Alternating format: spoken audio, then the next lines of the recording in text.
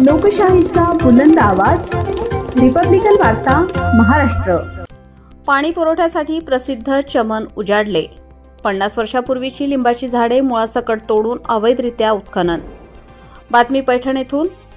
पैठण नगर परिषदेच्या हद्दीतील एकेकाळी पाणी पुरवठ्यासाठी प्रसिद्ध असलेले आणि चमन या नावाने ओळखले जाणारे ऐतिहासिक ठिकाण आता उजाड झाले आहे। तब्बल 50 वर्षापूर्वी लावलेली लिंबाची झाडे कोणतीही परवानगी न घेता अवैधरित्या कापून मुळासकट फेकून देण्यात आल्याने निसर्गप्रेमींमध्ये संताप व्यक्त होत आहे। ही घटना दिनांक 29 ऑक्टोबर रोजी सकाळी अंदाजे 10 ते 11 वाजेदरम्यान घडली। गोसावी परिवारातील काही व्यक्तींनी MH20 FU 2397 क्रमांकाच्या JCBच्या सहाय्याने परिसरात 4 ते 5 फूट खोल उत्खनन केले। यावेळी दशकांपासून उभ्या असलेल्या लिंबाच्या झाडांची निर्दयी कत्तल करण्यात आली। घटनेची माहिती मिळताच निसर्गप्रेमी अविनाश शिवाजी ससाणे राहणार पॉवर हाऊस पैठण यांनी तात्काळ स्थळाला भेट देऊन पाहणी केली। त्यानंतर त्यांनी वनपरिक्षेत्र अधिकारी छत्रपती संभाजीनगर, जिल्हाधिकारी कार्यालय, तहसील कार्यालय पैठण, नगर परिषद व पैठण पोलीस ठाणे येथे लिखित निवेदन सादर केले।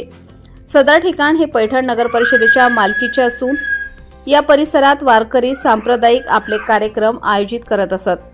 तसेच विद्यार्थी येथे स्पर्धा परीक्षांचा सराव करत, तर अनेक ज्येष्ठ नागरिक निसर्गरम्य वातावरणात शुद्ध हवा घेण्यासाठी येत असत। दशक्रियासाठी महाराष्ट्राच्या विविध भागातून येणारे नागरिक कावळा स्पर्श करण्यासाठी या झाडांचा वापर करत असत।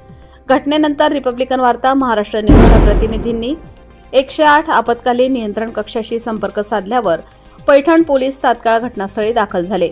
पोलिसांनी JCB ऑपरेटरशी चौकशी केली असता त्याने रात्री मोठी झाडे तोडली गेली असे कबूल केले। स्थानिक नागरिकांनी प्रशासनाने तातडीने घटनास्थळी पंचनामा करून संबंधितांवर गुन्हा दाखल करावा अशी मागणी केली आहे। रिपब्लिकन वार्ता महाराष्ट्र न्यूजसाठी पैठण प्रतिनिधी राहुल गिरे, Chhatrapati Sambhajinagar. Subscribe now and press the bell icon. Never miss an update.